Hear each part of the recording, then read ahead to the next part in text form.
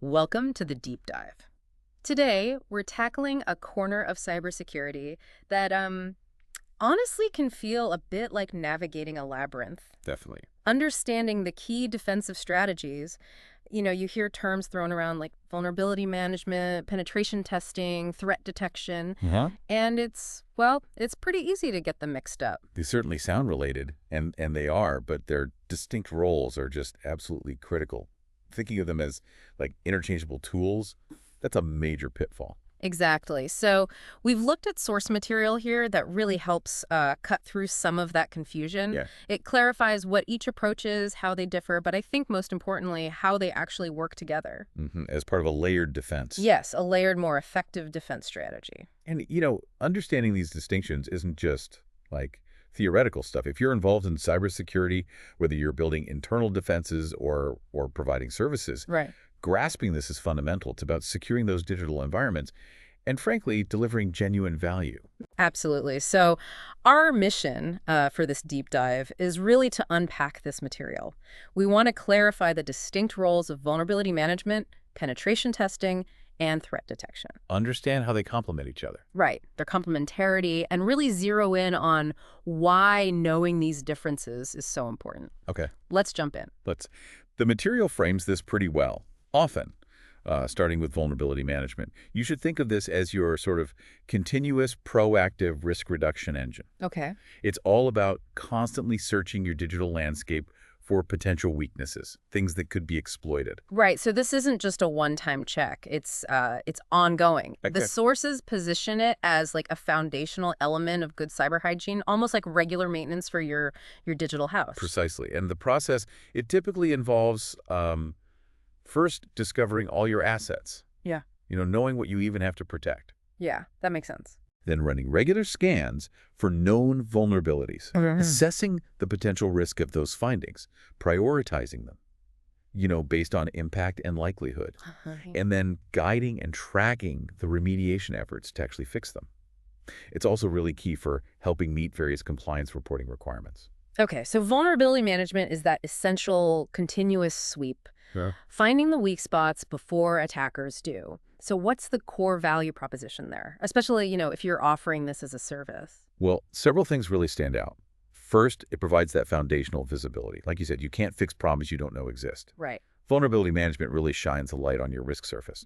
Second, because it is continuous, it offers recurring value. Ah, okay. Regular scans, reports, remediation cycles that creates ongoing engagement, and it demonstrates consistent effort. Third, it directly supports compliance, which is huge for many organizations.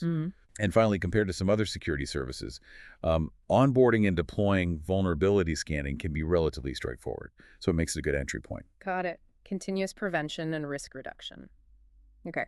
Now, moving on to penetration testing, this feels more active somehow, like simulating an actual attack scenario. It absolutely is a simulation. Yeah. This is typically carried out by skilled security professionals. People often call them ethical hackers. Right, ethical hackers. And their goal is to go beyond just identifying vulnerabilities. They actively attempt to exploit them. Ah.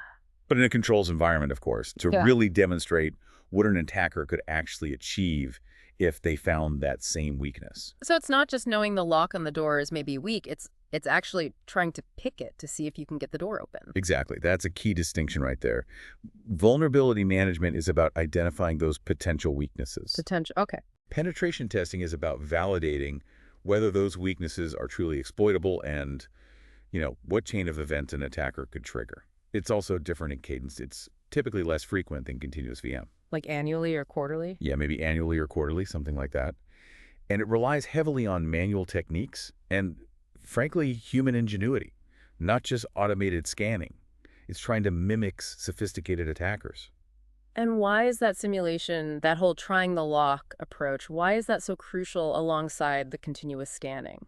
Well, it complements vulnerability management beautifully. Yep. Pen testing provides that real-world validation, like did our fix, our vulnerability remediation actually close the door? Okay, verification. Exactly. It finds blind spots that automated scans might miss because it involves creative attack paths, human thinking. And honestly, it's incredibly powerful for raising awareness. How so? Well, actually seeing how a system could be compromised makes the risks very, very tangible for stakeholders. much more than just a report sometimes. Yeah, I can see that. Plus, like VM, it's often a requirement for specific certifications or contracts.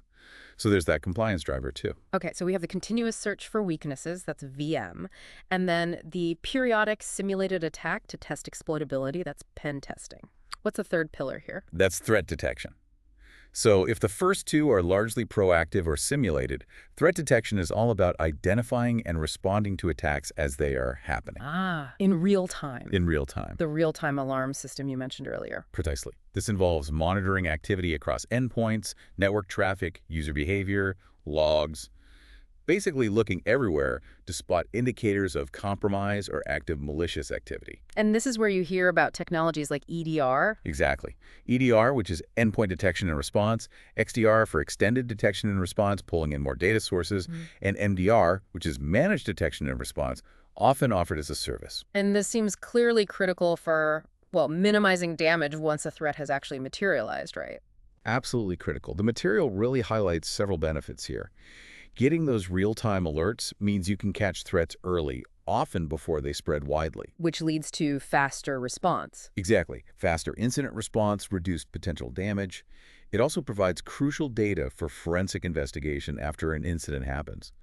And, for service providers, this is often positioned as a high-value recurring service. So we've got proactive identification and risk reduction with VM, simulated real-world testing with pen testing, and the live real-time alarm and response system with threat detection. It's becoming really clear these aren't interchangeable tools at all. Not at all. They're pieces that fit together. Pieces of a puzzle. Right. Think of vulnerability management as building a strong wall and continuously inspecting it, identifying and patching every loose brick you can possibly find. Okay, VM is the wall maintenance and inspection. Then penetration testing is like having an expert team periodically try every method they know, climbing, breaking through to see if any combination of those loose bricks, or maybe even design flaws in the wall itself, is actually exploitable in practice. Right, trying to get over the wall. Okay, VM is wall maintenance. Pen testing is trying to climb it.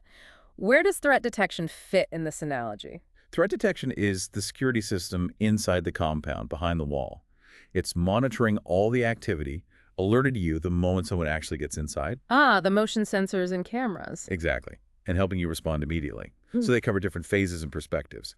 VM is continuous prevention, pen testing is periodic validation and simulation, and threat detection is that real-time monitoring and response. That analogy really helps clarify the different roles, yeah.